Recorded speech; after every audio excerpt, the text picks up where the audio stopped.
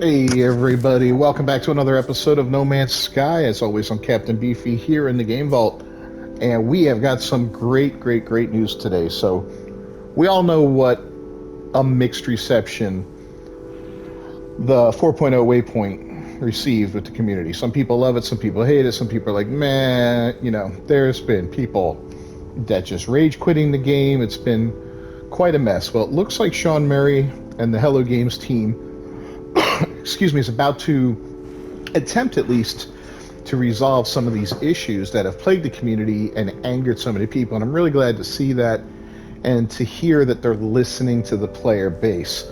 So there's an experimental branch out right now, and this news came up, I believe it was today. Here we are, it's October 12th, 2022. And let's go over some of the key points of what's going to happen with this new experimental branch that's out on Steam right now and eventually will be rolled out to all users and all consoles, etc. First and foremost, a new difficulty setting has been added, which allows players to lock themselves out of any further difficulty settings changes. Once enabled, this action is permanent. To me, that's kind of funny. To me, that's in there for the player that doesn't have self-control, that says, I'm going to play a hardcore game with everything on tough. But then, they get a little disheartened 2 hours into it. Like, I'm just going to make things free for a little while, whatever. Cool change, no big deal. This one I like, though. The strength of starship specialization bonuses have been increased so that higher grade ships receive greater inherent bonuses to their stats. This scales steeply with both class and ship specialization, so that something like the Explorer class ships will have significantly further warp ranges. So this is going to allow us to specialize ships and give us a reason maybe to have more than just a bunch of, unique exotic ships and whatnot. Next up, as well as damage, shield, and warp bonuses, starships will also have an inherent agility-based stat, which benefits all maneuverability upgrades in the same way as the other specialization stats affect the relevant upgrades. So cool, we did lose some maneuverability with the nerf on how many modules we can use. This might help that. Stat bonuses on procedural jetpack upgrades have been increased. That's cool because I know I had a damn good jetpack. I could fly all over the place, and and it got nerfed a little bit. I mean, it wasn't the end of the world, but I feel the difference, so that's cool. Stat bonuses on procedural hazard protection upgrades have been increased. That's cool. Stat bonuses on procedural pulse engine upgrades have been increased. Stat bonuses on procedural hyperdrive upgrades have been increased. So we might be able to get that. I know it's no big deal. But I like to warp in my freighter, and I could go almost over 6,000 light years before.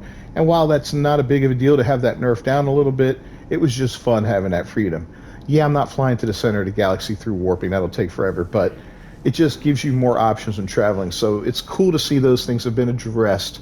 And that's something I think I mentioned in a previous video would be a great thing to do, is to, either allow us to put more technology units in the technology slots or to increase their power a little bit.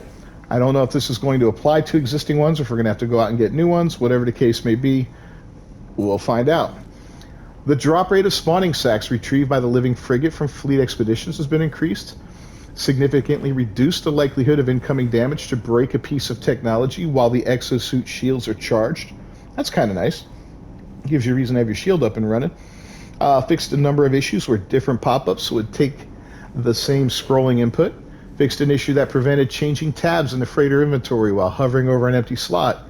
Fixed an issue that caused critically damaged hazard protection to appear to become recharged and functional while sitting in the starship.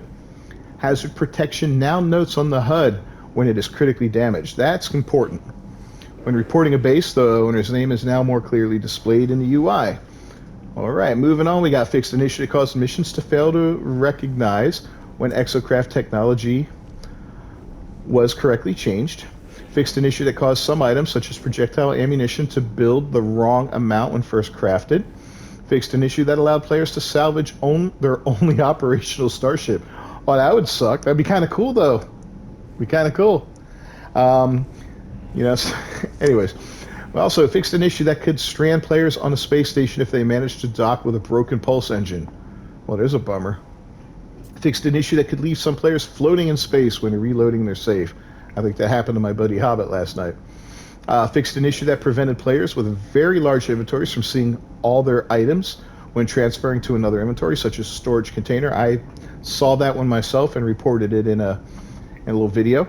Fixed a number of clashes between changing inventory tabs and changing stack sizes. Fixed an issue that could cause some newly acquired inventory items to be visually missing from the main inventory. So that explains what happened the other night when I could not find my maps for the drop pods. They disappeared on me. So that's cool. The starting slots difficulty setting now adds additional inventory slots as well as additional companion and squadron slots.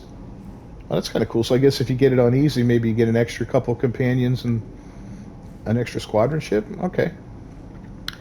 The visual quality of stars has been improved when using TAA and FSR 2.0. The visual effects for the final Atlas station of the Artemis path have been improved. Fixed a network matchmaking issue.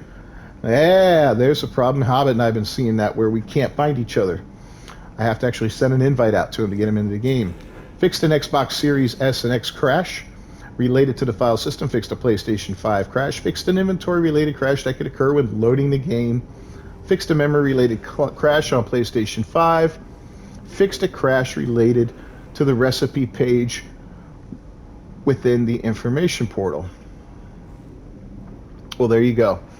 So it looks like Hello Games has listened, and you know, while these changes are not going to return things to the way they are, we'll have to sit back and see what they entail. Will existing like warp drive modules potentially double the distance in them, which would basically make it, you know, like having double the amount, or will it double the warp efficiency to 200? Are we going to see those changes applied to existing modules? I don't know. We'll have to see when it all comes out. We're looking forward to that. Hopefully we'll see that within a few days, maybe next week at the latest. I don't know. We'll have to see. So thanks for joining me, everybody. If you found this video useful at all, please leave a like on it down below and a comment. Let me know what you think of these changes. Do you think Hello Games is doing the right thing by listening to us? Personally, I do. I like what I'm seeing here. I like the little bug fixes, and I like the changes that are going to put, you know, that are going to have a positive impact on longtime players that really are frustrated with the game. If you haven't done so already, subscribe to the channel, ring that bell for notifications. I do these videos daily, and I appreciate each and every one of you. I'm at 99 subs at the time of making this. I'm about to hit 100. I can't wait. I thank each and every one of you for the support. I will see you all next time. Until then, peace.